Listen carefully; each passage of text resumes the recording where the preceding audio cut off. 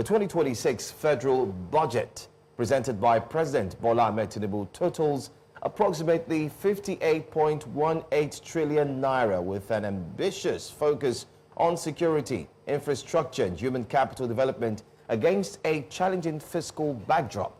Defense and security agencies are among the top recipients, reflecting ongoing concerns about national security, while major ministries such as finance, budget and economic planning, works, education, health and social welfare and agriculture also feature prominently in overall allocations.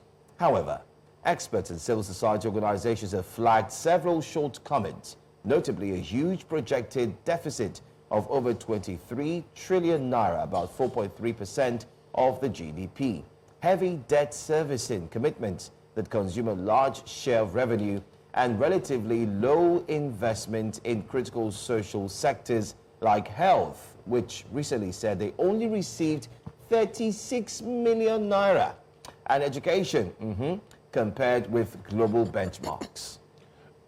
Now, a continuation of budget rollovers from previous years, weak execution of capital projects and structural bottlenecks in revenue mobilization further undermine the potential impact of the budget on citizens' livelihoods and economic recovery. Now, join us this morning on Breakfast Central to discuss this is the Deputy Country Director of Budget, Viola Kwaga, and we will be reviewing the 2026 budget and also past performances. But great to have you, Viola. I believe it's our first conversation this year, if I'm not mistaken. Yeah, good morning. Thank you so much for having me, as always. I'm sure your mouth has been open wide, and no, you're in the business, so there are no surprises here from the revelations we've been hearing coming out of the National Assembly last week in the budget, the defense. It's been, I mean, some of them are really, really shocking. My first question is, why do we even bother going through this painful exercise year on year when lessons will not be learned, when changes won't happen? Or are your expectations different that in 2026 we'll see a better budget performance? Or should we just scrap the Ministry of Budget and National Planning altogether? What's your take on what you witnessed last week in the National Assembly? You know, I share your frustration. And I think frustration is one word I tend to use often when I speak to you all in the studio. But it's because you ask questions that seem painful for a country that has celebrated a number of years, you know, in straight democracy. We have to be clear about one thing. Liberal Republican democracies in developing countries are never easy. The road to being a developed country is also never easy. In fact, one of my favorite authors, Francis Fukuyama, wrote in his book, The Origins of Political Order, that everybody wants to be Denmark, but nobody is really sure how Denmark became Denmark. So while the year on year, as a matter of fact, I would say that the budget process seems to be getting worse, while the year on year acts or display by politicians, you know, is really nothing to write home about. At least we are seeing the importance of having an orderly, comprehensive system. We are seeing the benefits of having a system that is predictable. And we are seeing the reason why these things are important. I think Nigerians are beginning to acknowledge and understand that the playfulness to which politicians approach the budget has real life consequences. So in the final analysis, the people to really be pushed or prodded or stimulated to act are the Nigerian people.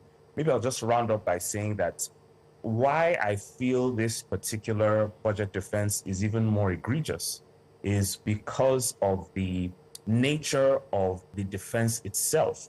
So you have senators, you have House of Rep members that have been seeing this trend of moving the budget, of shifting the end of the financial year, of creating supplementary budgets, which, by the way, they approved.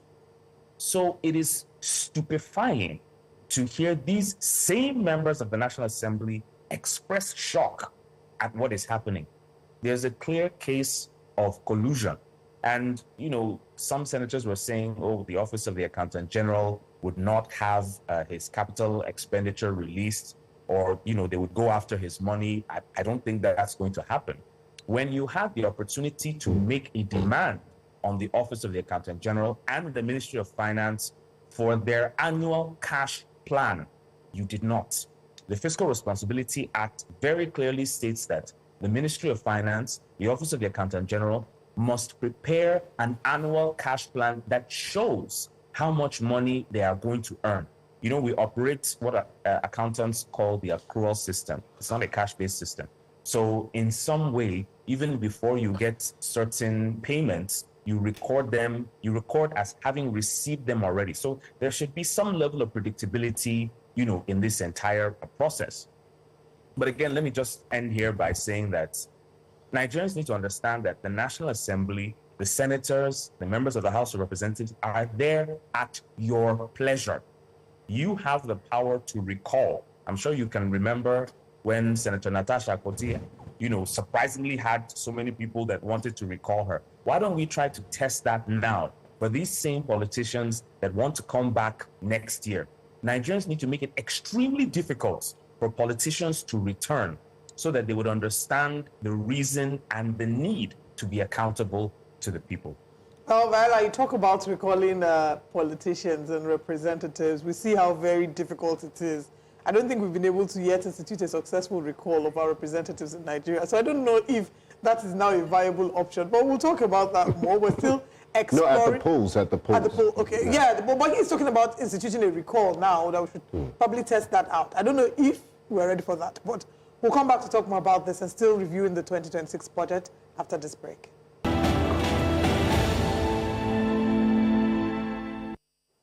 Welcome back to Breakfast Central. We're still reviewing the 2026 budget and looking at some of the issues that have been highlighted, especially more recently by the Minister of Health. And we're joined by Viola Kwaga, who's joining us from Budget. Thank you so much, Viola, for joining us. Before we went on the break, you talked about some of the flaws, that exist currently, some of the gaps, and that the reason why these have happened is because Nigerians have not learned to recall, which probably tells that. But let's talk about the Minister of Health. Mohammed Pate, Ali Pate, has revealed during the 2025 budget defense that only 36 million was received by the ministry out of the 218 billion naira appropriated for the year. And now, for 2026 budget, President Tinubu has gone back on his pledge to raise health budget to 10% of the budget. You've mentioned, you did ask, now why is everyone acting surprised like this is something new? And you've highlighted some of the flaws that ensured that gap. So what practical institutional frameworks need to be set in place to ensure that we don't see this kind of repetition in 2026? Or do you believe that it's still going to be business as usual?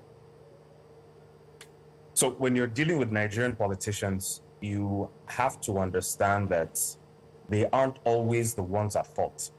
And well, let me rephrase that. They are not the only complicit ones. I think that's far more accurate. The process of disbursement of funds is a process that involves several entities, several institutions. Let's say I'm the Ministry of Health and I am seeking my capital expenditure, which is disbursed in a quarterly manner. I would issue a warrant, development fund warrant, recurrent general warrants. Development fund would be for capital expenditure, yes. And I would issue that to the Ministry of Finance. The Ministry of Finance would then minute that warrant to the Office of the Accountant General of the Federation. The Office of the Accountant General of the Federation would then send that to the Central Bank of Nigeria to ensure that there's any cash to support that request. Now, this request for capital expenditure should be based on what? It should be based on the medium-term expenditure framework and then the annual budget. So myself, as the Minister of Finance, would have prepared my budget. I would have submitted it to the Budget Office of the Federation in the previous fiscal year as a response to the budget call circular. The Budget Office of the Federation would have submitted that to the Federal Executive Council. The FEC would have reviewed it and sent it back to the Budget Office of the Federation to say, okay, change this, okay, move this here, move that there. The Budget Office would then send it back to the MDAs to, institute and implement the corrections, to which they would return back to the Budget Office. The Budget Office would send that final version to FEC. FEC would give it to the President. The President would then lay it before the National Assembly. The National Assembly would then review, pass to the President for assent. That's the budget cycle. So you can't tell me that the Ministry of Finance or the Office of the Accountant General did not know that there was no money. The more you think about it, the less it makes sense. You have the chairman of the Nigerian Revenue Service claiming that they hit their revenue targets. I think it was around 28 trillion, if I'm not mistaken, for the 2025 fiscal year, which is still not over because the president shifted again with the consent and knowledge of the National Assembly, shifted the fiscal year to end in March. Mind you, this process of shifting the budget has started as far back as 2021 during Buhari's administration, but it just never really got that much attention. So you have a Nigerian Revenue Service chairman claiming you've hit your revenue targets. By the way, he's only responsible for, at the very most, value-added tax, companies' income tax, and electronic money transfer levies. That doesn't talk about money from oil rents. That doesn't talk about money from government-owned or state-owned enterprises. Now, it's the money from state-owned enterprises that barely gets a blip, in terms of attention, asset sales, monies from the sale and disposal of dividends, etc. And then you have oil royalties, you have signature bonuses. A lot of that doesn't seem to show up. So Nigeria most likely has 2, maybe even 3 times more revenue than we think we have. In addition, the Government Integrated Financial Information System, GIFMIS, that is the government's, IT ecosystem to administer, to monitor, to manage budget preparation and, requests for salaries, overheads, and capital expenditure, unfortunately, does not even cover the entire range of government agencies. It basically just covers MDAs. And I'm not particularly sure if GIFMIS covers 100% of MDAs. It surely does not cover government-owned enterprises, which are the NNPCs, the Ajakuta Steel, all the government's interests and ownership in companies. It does not cover that. So at any given point in time, it's not clear what the government's balance sheet really is. It's not clear what the government's net financial position really is. It's not very clear what the government's fiscal performance position really is, because all we get is budget performance. We are not really sure what our financial position is, what our financial performance has been for a particular fiscal year. So to answer the first part of your question, there are people that should be held responsible. And what needs to happen is for the president to ensure the buck stops at his table. It's always bizarre seeing politicians who make promises during their campaigns, only for them to become like pussycats when they become presidents.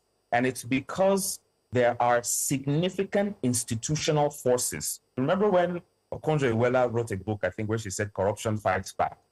Right. There are people that even the president may find difficult to deal with.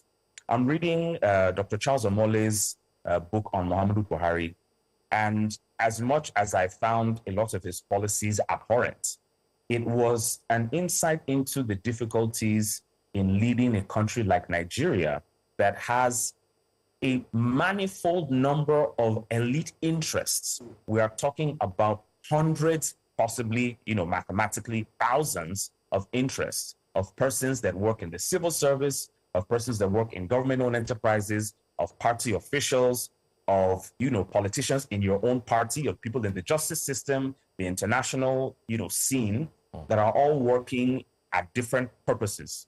So for us to solve this problem of disbursement, there has to be a clear signal by the president that information should be published, 1.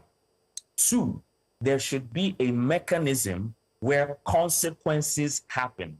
I'm going to return to the Fiscal Responsibility Act. and I've said this on your show more than once, the Fiscal Responsibility Act has had all its penalties and consequences stripped from it. So for any infraction, for any violation of a rule, of a law, there is absolutely no punishment. There's no punishment for the Budget Office. There's no punishment for the Office of the Accountant General. There's no punishment for anyone.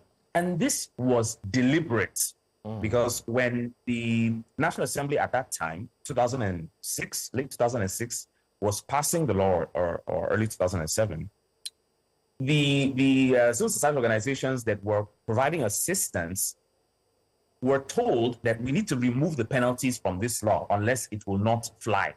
So one of the first things we also need to do is amend the Fiscal Responsibility Act and insert punishments. There should be the full application of the civil service or public service rules, the public service rules, on all of these individuals. No one should be exempt from a punishment, whether it be the withholding of a salary, whether it be a suspension, whether it be, an outright firing, whether it be a firing with, your benefits still attached.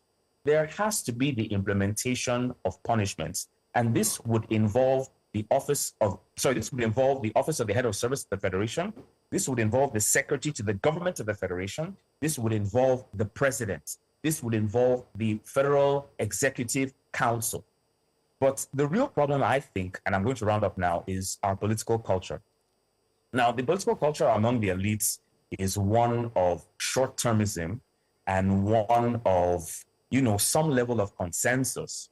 The only reason why Nigeria has not dismantled, as far as I'm concerned, is because the elites have some understanding that they need to pillage this country in a stable manner that favors them to the exclusion of everyone else. That's why you see the elites disregarding religion and ethnicity, things that the average Nigerian seems to be obsessed with. They disregard those things because they know it doesn't help their bottom lines in any way. So our political culture needs to change to the effect that enlightened self-interest needs to be something that is on the mind of politicians. How did developed countries get to that point? There was pressure from citizens. Now, I'm going to round up very quickly with this example. The Western Europe was able to sort of move from the feudal system, if you will, to industrialization and to a welfare state within a period of, say, 150, maybe 200 years. Now, that's a long time. But there was a critical juncture in the form of the Industrial Revolution that was able to free up a lot of capital, that was able to free up a lot of industry, and was able to give citizens that hitherto had nothing some form of wealth, some form of resources that they could fend for themselves and begin to make demands on what amounted to government at that time. So there does need to be some critical juncture. For some countries, it's industrialization. For others, it's, say, a revolution, for instance. I'm not saying Nigeria needs a revolution or can handle one, but I'm just trying to say that what needs to happen is a critical juncture. That can be manufactured. But the question is, are Nigerians interested? Are Nigerians willing to work together and look past their differences, which are meaningless if you look at them in the long term? I don't have an answer to that question. I'm sure nobody really would like to hold on to that, but possibly express answers to that question. Most importantly, for the Fiscal Responsibility Act, I think it's something we need to really look into. But time will fail us if we continue, but we look forward to have you again. This conversation is one that's so broad. We've seen governors spend more money on cars than on health of their citizens. We've seen more governors spend more money on bloated, so many things to talk about. But I want to say thank you for joining us, and we look forward to speak with you again. Thank you. Always a pleasure to be here. Thank you.